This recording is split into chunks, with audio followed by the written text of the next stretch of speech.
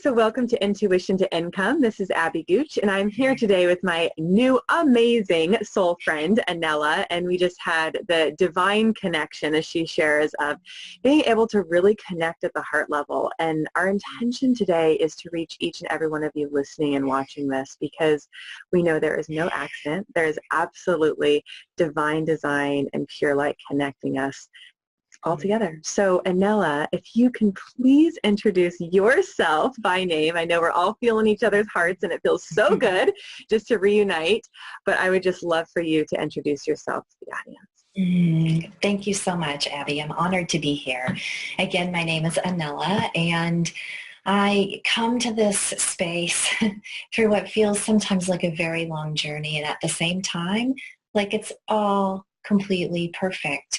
And when I say this space, the work that I'm drawn to do in the world is to my own work of being transparent with myself, and in doing that in a way that envelops myself in love, then I can show up for other people in the world in that same way.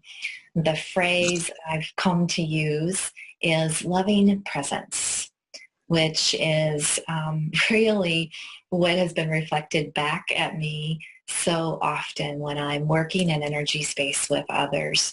That is how I show up in the world. That's my natural way of being. It's in many ways the only way I know to be. And so I'm grateful for that gift. And when I have stepped more and more into giving that gift to myself by fundamentally telling the truth to myself about myself. And I'll talk more about that, but let me just say that again. Telling the truth to myself about myself, like getting really clear with me about the fullness of who I am. Mm-hmm. And in stepping into that space, I've been able to hold bigger and bigger space for people who also are on this path as a seeker.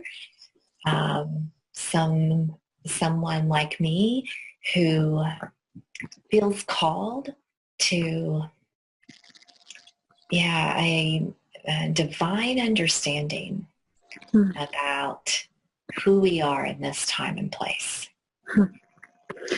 Well, I love so much that the conversation is centered around loving presence, and what the show is about is intuition and how they're so linked. Mm-hmm. Because I talk about intuition as the soul embodied, the soul being the loving presence, right? So it's the awareness of the soul that, guess what, is truth. So when you say, telling ourselves the truth about ourselves, it's really coming into alignment with the soul, with the essence of love that we are. Yes.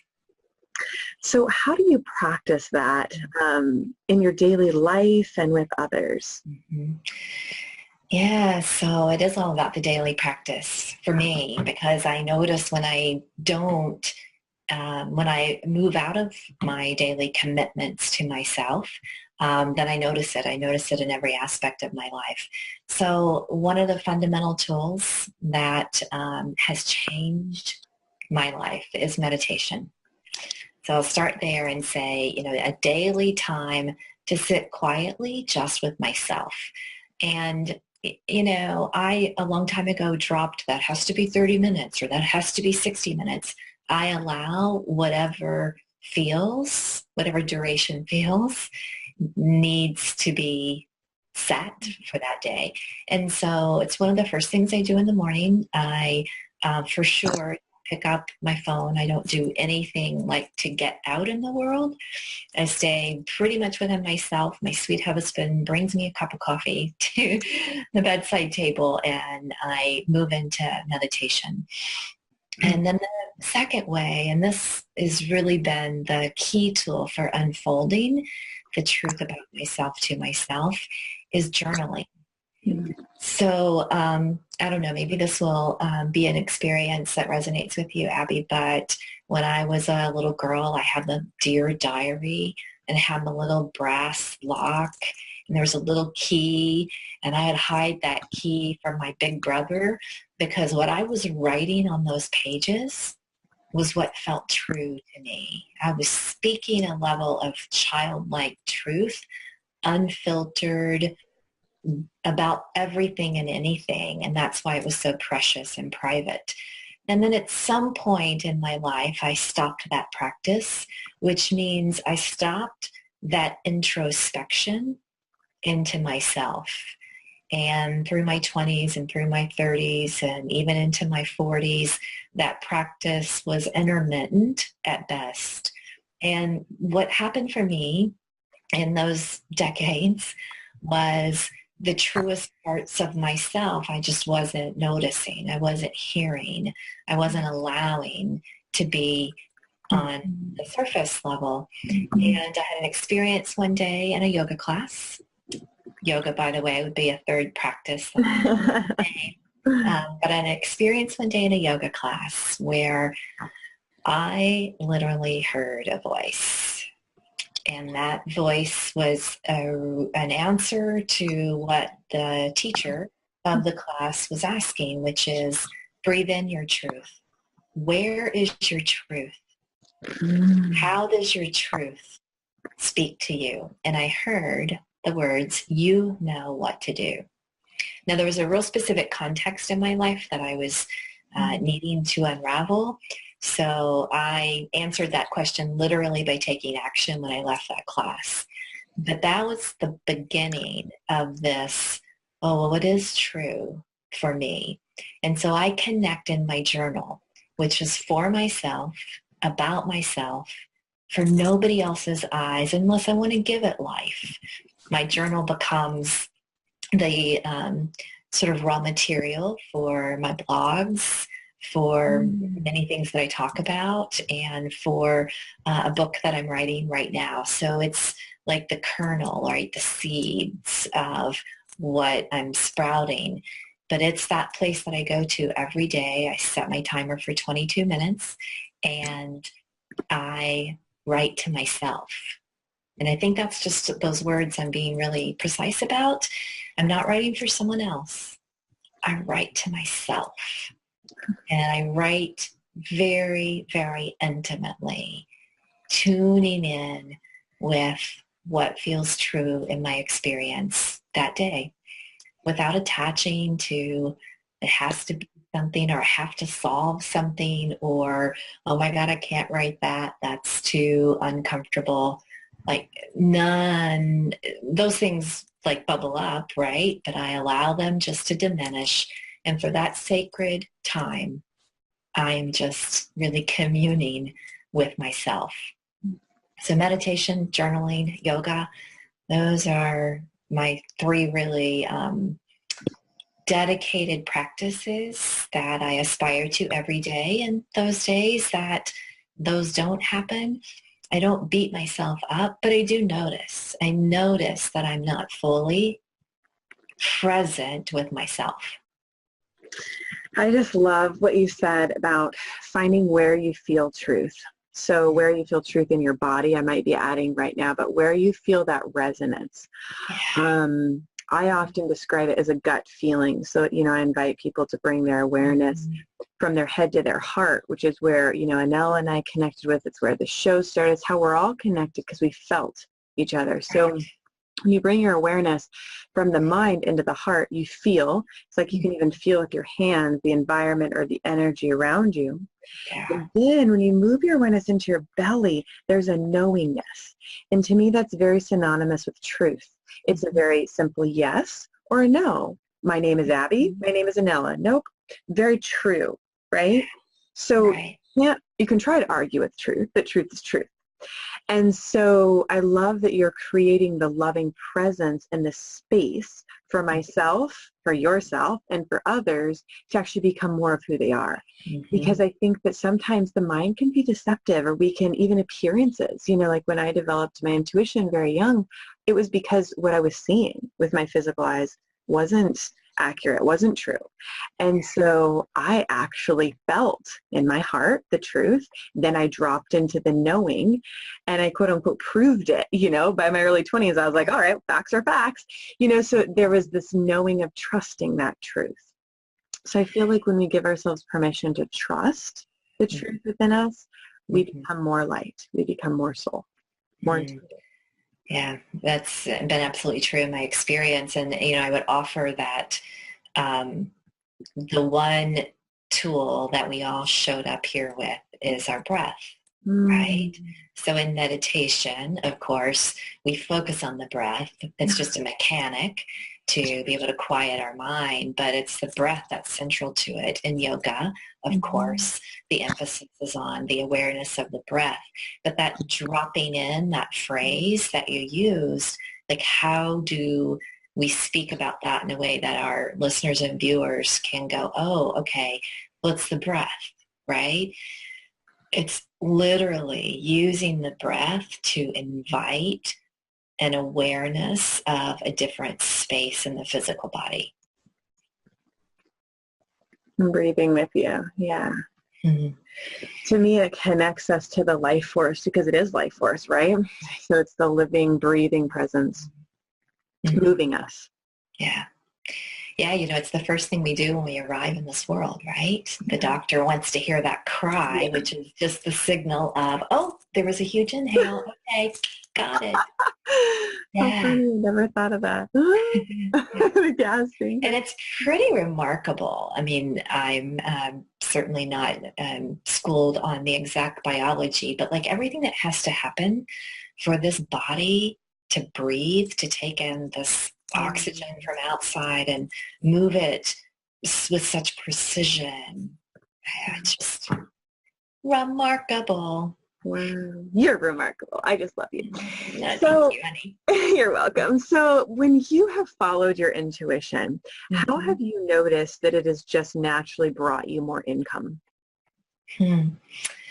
Well, so what has shifted so palpably is when had become no separation between just who I am and what I do. So, I started my career after college as an English teacher, and the truth is I was super close to just who I am and what I do. That embodiment of this concept of loving presence, I did that for high school kids every day. And I know I was remarkable at that role. I left that career for a whole lot of important reasons. And one thing that was feeling important to me at that time in my life was earning more income. So I went into a corporate position and still connected to schools and curriculum. And then I became a people manager in corporate America. And that's where I really developed this sense of everyone is so unique and individual. And while showing up corporate would look like this, that's not who I am. Yeah. And it's so grateful that I was in a company environment that actually honored that aspect of me. So I was the one offering morning yoga at work meetings. If you want to come early, I'm going to be leading yoga. I mean, just really allowing myself to show up as who I am, to keep that space between what I do and who I am as closed off as possible. Now, there was a whole lot of other like corporate stuff, right? That at some point became too disconnected from the truth of who I am. So I left that environment, which was a huge jumping off because there was a lot of safety and security and a lot of multiple six-figure years. So taking this step out to say, but I just want to be who I am. I just want to be that. And then in the last, it's almost been 2 years, it's been a process. It's been a process of getting closer and closer and closer. And the only way any of us can get closer to the truth of who we are is being in the practice of that every day. So, I think from mindfulness of our audience, listening intuition to income, like I have a concept, I want to grow this thing called my business, and I'm cheering everyone on. That's probably the most important message, is there is no separation between who you are and what you do. And when you can arrive at that, then that's the point, and you'll know it, you'll feel it. That's the point at which everything shifts. So that, I just said in our conversation before we recorded, like the sales funnel thing. I mean, I've taken all those courses and they have a place, but there was a disconnect for me, right? And so part of what this journey has taught me is patience and trust, and those other ways of cultivating within me the truth of who I am, which is divinely guided. Everything is perfect, unfolding at just the right time, and calling myself every day to live that, getting curious and asking the question, what would Anella look like today? Showing up, embodying that belief, divinely guided, and everything is perfect. Yeah, it's an acceptance for sure. And I really believe it goes across not just your business, but your relationships, your health, everything. When we're fully living the truth of who we are being who we are. And therefore success will follow, whether it's income, intimacy, health, whatever. It just is. We are created perfectly, Well, and I'm so glad you named sort of these silos that we think of in our lives, right? So here's my health and here's my business. So the other truth that I've come to understand is there's also no separation amongst those things. So how I honor this human body, right? But how I choose to show up for it every day, what I choose to put in it, how I choose to think about it, how I choose to honor its need for movement. All of that is not separate from how I show up in my business, right? We like to, we, through our conditioning, separate so many parts of ourself from ourself, right? We are whole beings in the practice of yoga. I'm also a yoga teacher, registered yoga teacher. We speak body, mind, spirit, and sometimes those even feel so separate because there's no separation amongst those things.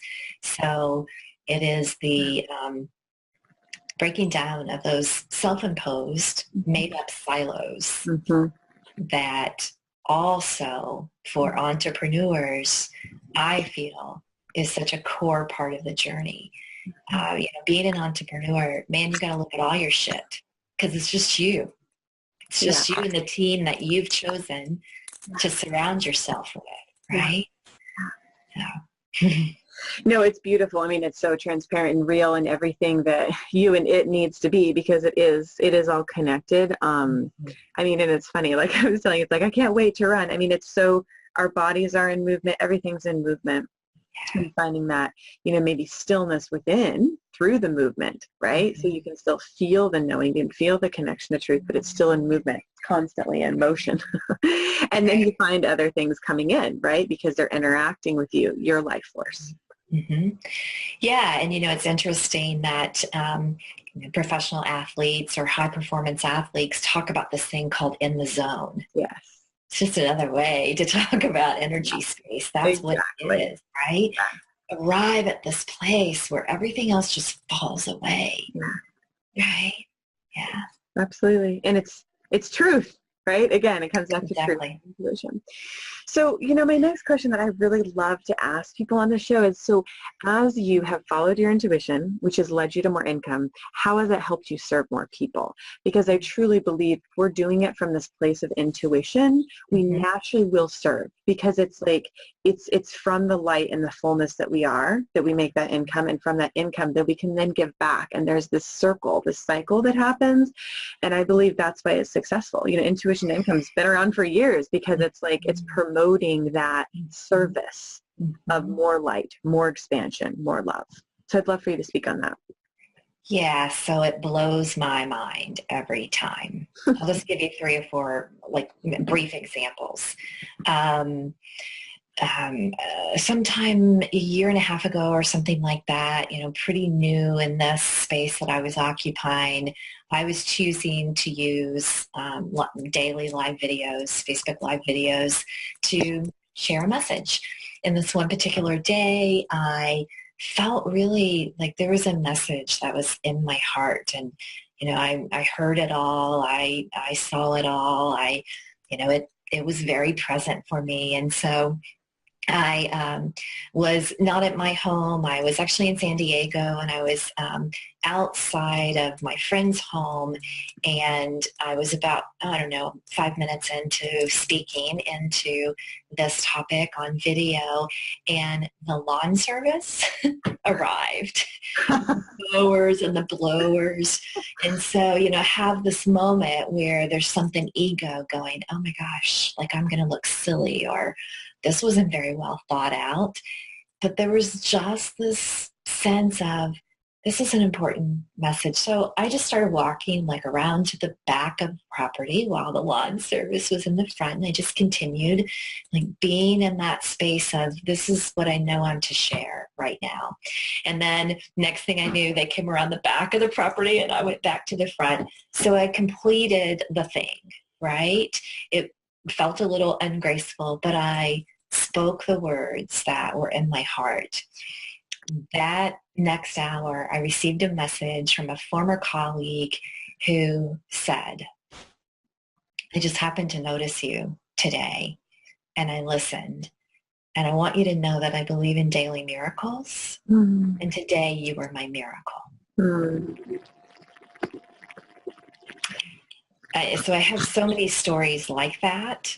Even just recently, I wrote a blog all around the truth that has been present in my life. And it's been a big part of my own personal work, the unwinding of old patterns. Those old patterns sounded like, if I'm more like you and less like me, then you'll love me more. That truth, when I put it on paper, it started over in my journal a couple of years ago. So it was a big one for me then to bring forward and publish as a blog. I got a call, and the person said, that touched my heart. And both of these became clients. So it really has been so consistent in evidence for me to follow that truth, to do the thing, right? To drop the need for it to be perfect, to, not worry about friggin' branding and colors. That will come, and that's fun, right? That's all a fun part of growing a business, but it's not the fundamental part. Right. Wow. Yeah, it's natural, right? I always say like follow the light too, because it just connects you. Like we're all connected, if in doubt, follow the lightness in your body, follow what feels good, and naturally you'll be attracted, to the right person. And really, I really believe our natural essence is to serve and to share, because it's a natural extension of our heart and of our love. And it gets stronger. Like as we're connecting, like you can feel the love growing, as we all connect in. So.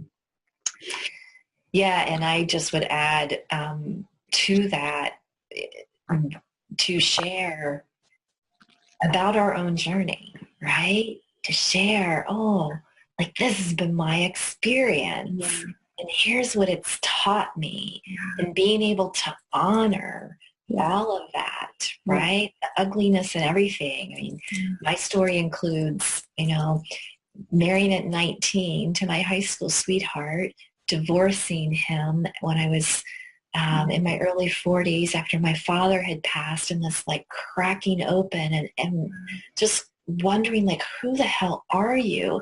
Like nothing in my life looked anything like what I now wanted it to be, even though it had been. And just the fear and the pain of like taking that action and changing the trajectory of my family forever. Like all of that was like big. And then in this post-divorce 40s, being in all these relationships that looked a hell of a lot like my marriage and going, oh, crap, maybe it's not all of them. Maybe it's me, right? I mean, those are the ways that I have stepped into this entrepreneurial space, sharing the truth of my journey. And I captured that story in a book that I published last February. And I just am trusting that because I lived it, there's purpose and meaning. And if I'm willing to share my journey, then it will land perfectly with the right person at the right time. Just like those couple of examples that I shared with you. What's the name of your book? My book is Hear Me Universe. Attract your soulmate by listening to your heart's desires. It's beautiful. So I was after that, a few years of relationships that were just not fulfilling and not feeling good, that I went into this like deepest personal work that I'd ever done. And what emerged from that was the message, well, get clear on what you want. Like you're putting yourself in these relationships that don't have the characteristics that you truly desire. So what the hell are you doing? Right? So I write about my process, what I energetically shifted during those years. That's cool. Well, it all comes back to you, right? If everything's a reflection of us, if we can get true and clear. And really, that's why I do teach intuition is I feel like that is our lifeline. It's that source, right? And then we can check ourselves. We can look in the mirror and then help, have help around us. Like something I've learned recently is like, I always knew it, but really needed it was the support of other people of like, hey, like, I can't really see this or get this on my own. So could you like hold a mirror for me? It's like you were even that person for me at a time. It's just like this big light of, oh, thanks for holding that.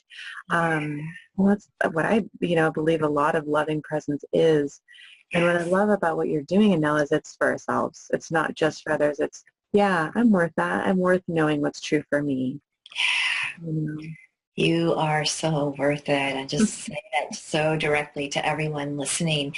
And the stories that want to emerge, and hearing me say that, those are the ones that are going, oh, I'm presenting this to you. Why don't you take a look at that thing? So yeah, those times that we don't feel worthy of the desire we have in our heart, then maybe it's not because we're broken or fucked up, or maybe it's just, oh, there's something there wanting to be seen, right? And bring the light and your intuition to it, and it will guide you, so it's like, that's even how I connect with other speakers on the show. I'm like, okay, show me where to go. And I mean, there's plenty of opportunities, and I would literally feel each person, and I'll feel my light resonating with their light or not. And there's nobody good, bad, right, or wrong. It's like what resonates. So watch where your intuition guides you.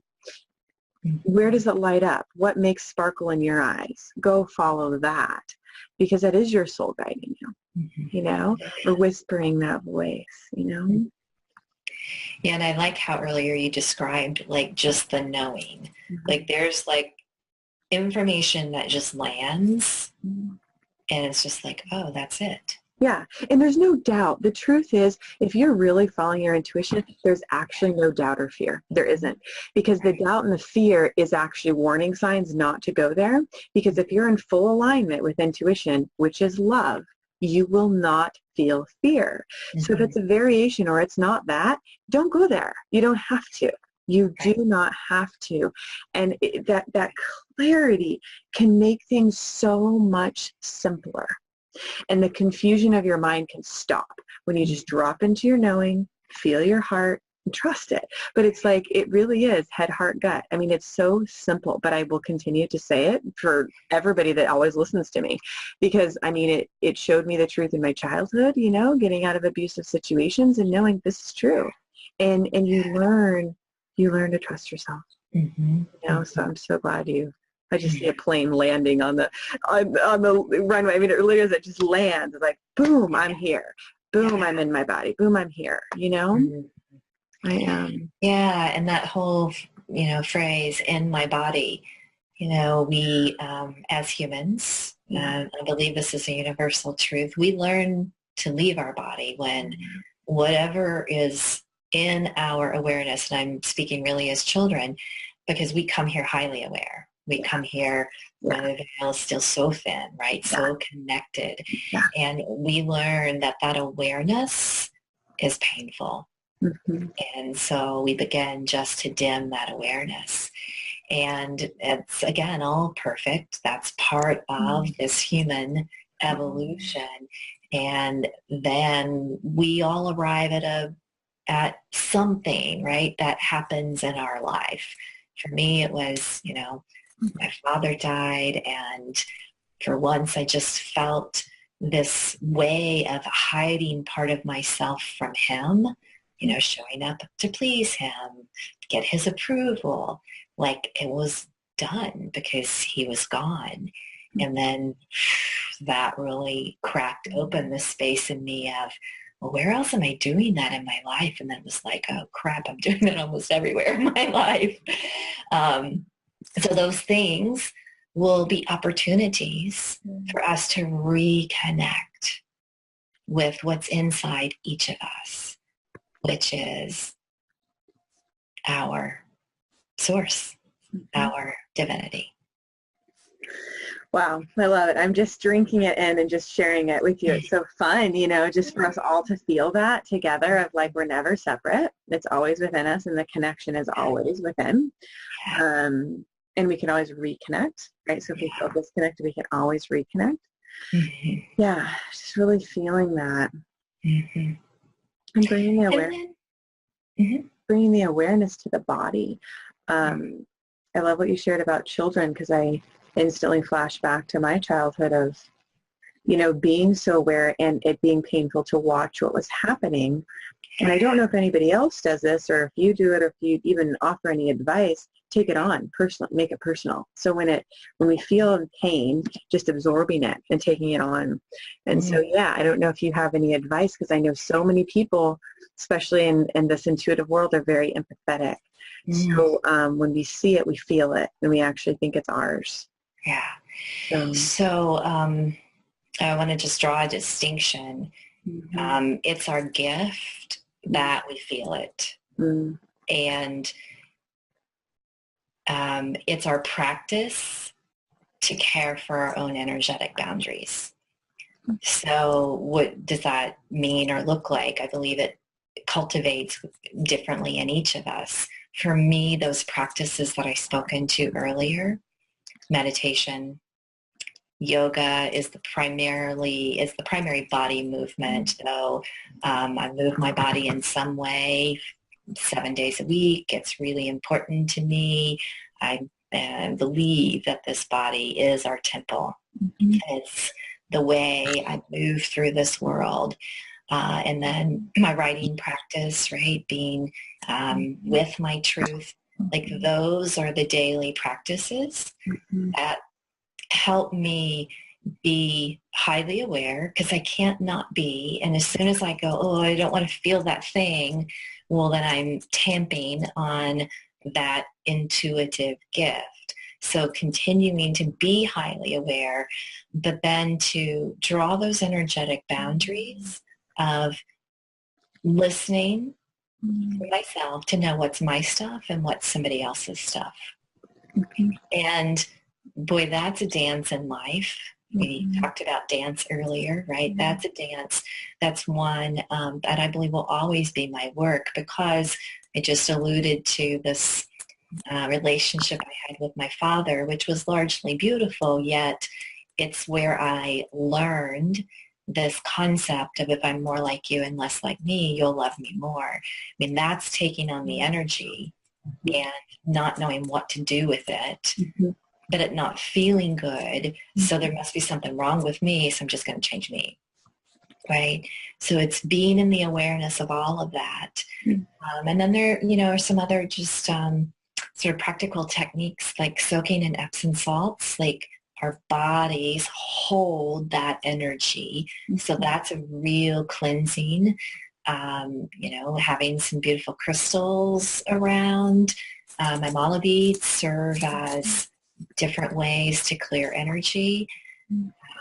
Our bodies are made up, largely of water, and, we are made of star stuff, of course. So all of those elemental tools are ways that we can clear.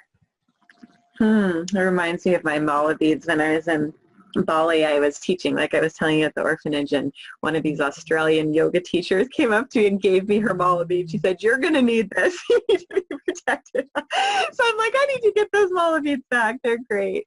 So thank you for sharing. I love that. I really do. And as you were talking, it was like, just say no. So for me, it's like, and I think a lot of us, I was talking to a client earlier, it's like, okay, just to say no, that it's okay. So it's like, okay, I feel this energy. And I'm going to say no to this, and I'm going to go over here and do what feels good, because that's saying yes. It's saying yes to something else that's filling me up. So to give ourselves permission to be ourselves, right? Like you were sharing your story about, well, I don't have to become this person. In fact, that's going to make me less of me to try to be like somebody else, and to stop comparing. My guides are saying, just stop it. I will do that sometimes. Like, why don't I have this normal life? And it's like, well, you do. It's your normal life. It's just not that person's normal, right? Yeah, stop comparing. That totally resonates with me. I spent decades comparing myself to someone else, and in that energy, I was always coming out on the lesser end. Even when I first came to the practice of yoga about 15 years ago, I was a runner because I also had this energy in the world. Everything had to be hard, and everything I had to achieve, so couldn't just go out and run, had to run some marathons. And so in that, like running a lot of miles every week, I got this message that my body really needed yoga. But I arrived on that yoga mat totally in comparison by doing it like her. Are my thighs bigger than hers? This is like crazy shit, right? But it's where I was, right? It's where I was. Yeah, it's so funny. I think I started yoga so young that I didn't really think about it much, maybe a little bit, but so it's not until we think, right, that we step outside of ourselves, that if we really felt that person next to us, to be like, wow, they feel like a really cool person. I think I'll like kind of, enjoy this practice next to them. Right, right. Which is the energy I've learned to immerse myself in when I walk into a group practice. Then I breathe in and invite the goodness to be shared from each individual with me, right? So it's really mindfully tapping in to that part of us that's always there. Yeah. Wow. Such a gift. I love it. I love it. Well, is there anything else you'd like to share with everybody? Yeah, I would love to invite everyone to pop over to my website, and I'll give you the web address. It's my name, AnellaWetter.com, and I will spell it because it's not the easiest. Anella is Anella, Wetter, Wetter, so just as all one word.com. And if you'll scroll right below the first photo, which is a picture of me looking at the ocean, by the way, and the words, listen to your heart. If you'll scroll just past that, there's an opportunity to put in your email to receive weekly listen to your heart messages. And they are prompts to use with a journal so that you can be guided to tell the truth to yourself about yourself. There's a new one each week, And they're just an invitation for you to look at yourself in a way that you may not be doing right now, and to be with all of you. And just the reminder that the journal is not for another human on this planet unless you choose that. It's for you. So put it under lock and key, put it away so that there's no, get the hesitancy in your energy system around, oh gosh, I can't write that.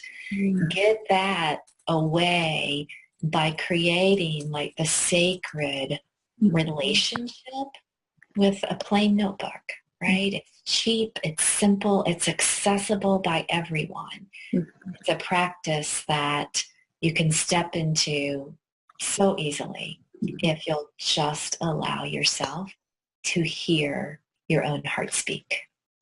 So beautiful. I love it. Well, that's how I connected with you, Anella, as we felt that presence, and I just was like, wow, you're so transparently really you, and it's just refreshing to feel that and be around it and have that as a reflection. So I just want to thank you for being you and for showing up and for sharing the conversation. And I invite everybody to go to her website and also maybe even shoot you an email. It's like a lot of times I find the personal connection of, hey, this is going on. Can you shine your light on this?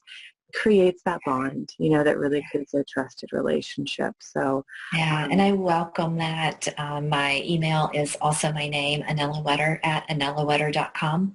So super simple. Once you have the spelling down, you can reach me that way. And I invite that. I believe that the big we, all showed up here to help each other. Mm-hmm. We did. That's why we chose to incarnate. So if anything in this conversation resonates, then just trust, right? Yeah. There's that word, trust. Ooh, okay. Yeah. Let me have a conversation. Yeah. Yeah, I'm also being guided to share the website of the nonprofit, which is oneheartglobal.co. So no .com, it's just .co, oneheartglobal.co. And that's, I told Anella and I, we really have this shared connection in helping children. And I think the conversation went that way a little bit of, when we're children, we have this innate connection. And so when I've been working in these orphanages, the children already know. It's like I'm giving them permission, right? And love, holding loving presence. And so I just invite people to check that out to see if that's calling you, because the more stuff we pull off, the more the light can emerge, right? So it's almost like, our souls are young, they're young, but letting go of the old baggage, that we can just be lighter and fly, together as angels, because there's a new wave. It's just such a new wave of energy coming in. And it's too heavy to hold the bags anymore. Like Anella and I were talking about some things, I'm letting go of just because I can't hold it anymore. It's like it can hold itself. If it's meant to be there, it's like I'm seeing like a buoy in water or like a plane flies. Like Earth will actually naturally hold it and hold you where you need to be. But we actually do not have to carry by our own effort. And I am also a runner, Anella, but I let go a long time ago of needing to do marathons and having to do it to work hard, because I just love it, because it felt like I was flying. So what can you do that keeps you in alignment with your spirit where you feel like you're flying? Because then there's no effort, there's just grace. Mm-hmm. Yeah, and again, I'll reference children. We have these amazing neighbors who are 4 and 2, respectively, and I just watch them in that state of remembrance. Their natural way they show up in the world is in motion, laughter, twirling, spinning. Right? And it is effortless and easy. They popped in with their parents one night and moved a long hallway on the main floor of our house. And the two of them, if I were counting, they probably did like 40 up and down laps, laughing joyfully, perpetual motion. And it was beautiful to witness their parents, who were receiving allowing their childhood to be what it was, instead of sit down, be quiet, you're too noisy. So grateful that none of that was present. I'm very highly aware. parents who are like, this is their gig. Yeah. So awesome. Yeah. Natural joy, man. Yeah. You are very cool. Thank you so much, my dear. I'm sure I'll talk to you very soon. Thank you, everyone, for being on the show, and we look forward to, I don't know, seeing you tomorrow. All right. Bye.